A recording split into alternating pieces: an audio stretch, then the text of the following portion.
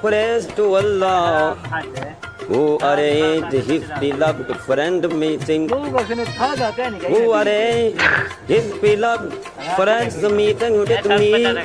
Who awakened me from sleeping destiny.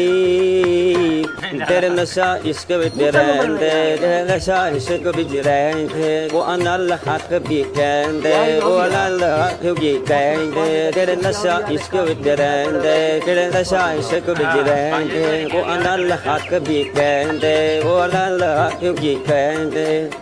इसकी तरह एक तरफ हो तो सदा देता है इसकी तरह एक तरफ हो तो सदा देता है इसकी तरह तो मुखरफ हो तो बता देता है इसकी तरह तो नफरत हो तो बता देता है अपने मन पे